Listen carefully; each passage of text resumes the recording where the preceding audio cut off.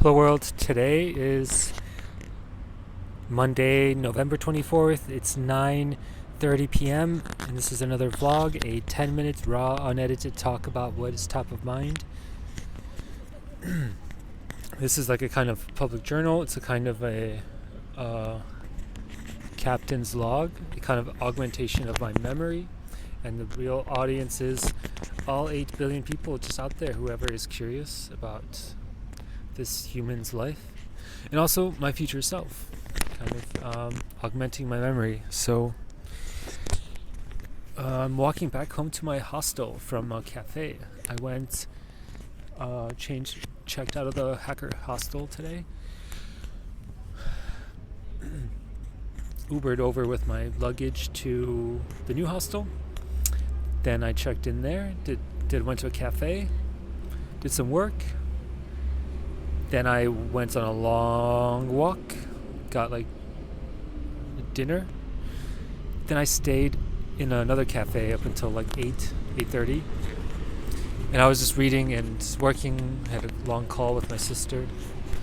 So I was really, I think there's a couple of things I want to talk about. One of them is like, as a developer, you have to really appreciate like what like your technical skills are, and like as the world is evolving with AI, like where you can create. And so like for me, it's like wanting to being a founder, moving into this role of a founder, I still have to be like gritty, hands-on, GitHub living person. Like GitHub and like terminal has to be like your home, and IDE you have to live there, spend hours per day every day. I really believe this as a lifestyle. It's like an augmentation of your intelligence. It's like there's something you have to be doing because it is a superpower. Okay, so that's the second thing I want to talk about. Is like, as a developer or founder, you really have to see gaps in the market. You have to like train yourself to understand, and this is like where a lot of like entrepreneurial people can get an edge and have an edge over people that just live in the IDE and just are coders.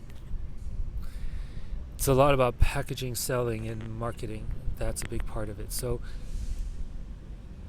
and you have to be writing every day. I think you have to be writing publicly publishing every day, and you have to take pride in your personal website. Like you have to update it. Like it's crazy, but you have to really update your website. You have to have writing on your website, your projects, portfolio, your code. Like there's this one developer in Chicago when I was learning to code and breaking into coding, got it my first job and my second job. I was like, there was one figure in the Chicago tech scene that I met at a hackathon, a meetup. His name was Josh, and he worked for a company called Office Love, LUV. And he was just, I read his writings, blog posts, his code. It was like brilliant. I was like, how is this person so smart? But it was a different kind of smart, not just. It was like an artist. He was like a real artist, and I know he was like a photographer before, and I know like he trained his eye from like seeing the society or seeing the world at his university and being able to capture photos of. I think he went to like Urbana-Champaign, U of C, University of Chicago, University of Illinois, U of I. And then he got self-taught to code. And anyway, long story short, I interviewed for a job with him. And one of the questions there was like, give me an example of a piece of code that you're very proud of and that you feel like you couldn't do it better, that it was perfect. And to me, that was like perfect. It was like brilliant kind of test, because you really get to see how what person's metric is of what is good, what is beautiful, what is good, ideal. And did they really train themselves? Did they really work on figuring out and having an idea of what this is? I don't think I had a really good answer. Like, he was like not impressed, and I really will remember this very well. And like, it's it's still kind of really hard to be able to like answer that question. Like, for being a coder, like you really have to see a lot of code. You have to see a lot of applications, and it takes a lot of iterations. And I think like you have to get the loop. You have to output a lot of stuff. So maybe over my journey, like it's been up and down. And I think like another mentor for me as a developer, it was like the guy that wrote the iPhone keyboard. I think he wrote a book called Creative Selection about like the creative process in Apple. And one of the things he's like talking about his career, and it's like up and downs. There's sometimes some periods of life where you feel like you're not making progress, and he's like, just trust that you're making progress.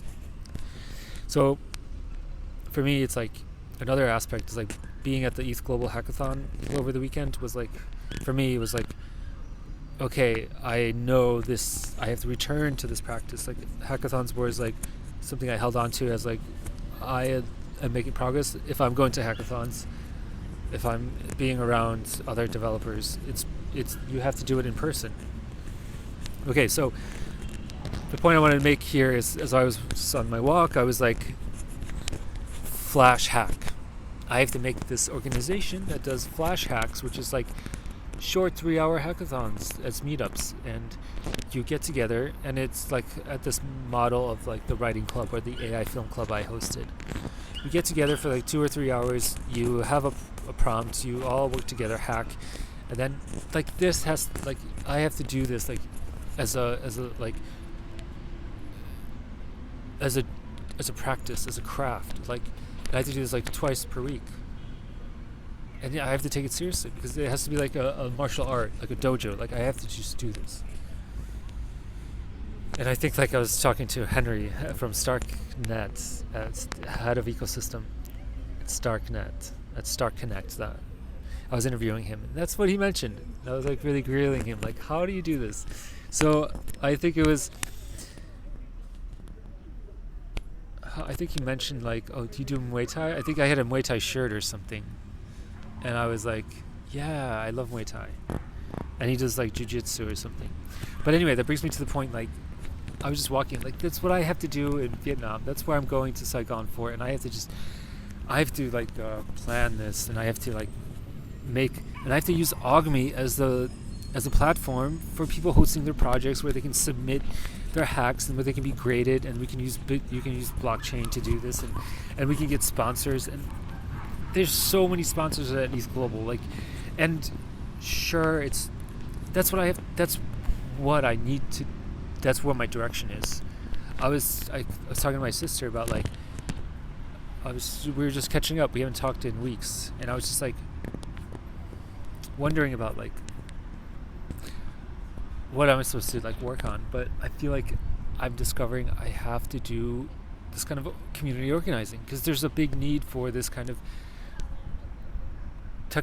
creative technical people to come together and just do a 2 or 3 hour hack session. Like you have martial arts and you have masters. Like I love Taekwondo. I can't imagine life without practicing martial arts. It's just necessary. And likewise, I can't imagine life without doing this kind of technical practice. It has to be a way of life. It has to be a spiritual practice. It has to be a way of life. So that's my conclusion for like what I need to do in Saigon. I have to do this like twice per week. Find a venue, put like a prompt, and then put it on Augme. Like there's a flash hack page on Augme where people can submit their projects, and you can share knowledge, and it can spread all around the world. So that's really the requirement. That's what I have to do. That's what I have to do. That's what I have to do. That's what I have to do. That's what I have to do. And the last thing, okay, I want to do another vlog about like recap of the hackathon. It's just amazing. It ended yesterday. I was like, I'll just talk about my day. I woke up like 7:30 before my alarm, got downstairs by 8, sipped on a little coffee, and I 1 hour before the deadline, finished my demo video, submitted it 10 minutes before the deadline, finished the prompt. Everything was amazing. Then I made it to the venue. I walked over there. It's a 30-minute walk. I did a little last-minute fixes, went over my pitch demo in my mind, watched as other people were pitching for the Ronin chain, and I was like, damn, okay, I'm in line. I recorded on a GoPro. I took like a whole 7 minutes, and for the Ronin team, and I was proud of it. And I went in depth, and it was really good. Okay, then it was the finalist judging time. I was in line. I was chatting with people around me. The good vibes were all around. I was chatting with Valerie or something, one of the organizers. I met with Emily, one of the organizers. Said hi to her. I've been seeing her for years and never said hi, but I finally said hi. So, and years at these hackathons, seeing her at the hackathons for years, but always busy. She was always busy, and I was always busy. So anyway, then there was the demo. I had my Vision Pro, and it was amazing. And I kind of rushed it. I was feeling too tense. Kind of rushed it. I didn't use all of my time, but anyway, it went fine. I had got my photo with the Vision Pro headset on. It was amazing. Then it was like 3 hours of kind of chill time. I napped a little bit, chatted with people, decompressing. Then it was the finalist announcements. It was like 2 hours.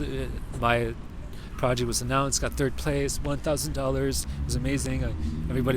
I screamed, like, I loved that part. Scream therapy during ethglobal. Then it was kind of over. I just kind of went out in the street, was wandering, like, whoa, what just happened?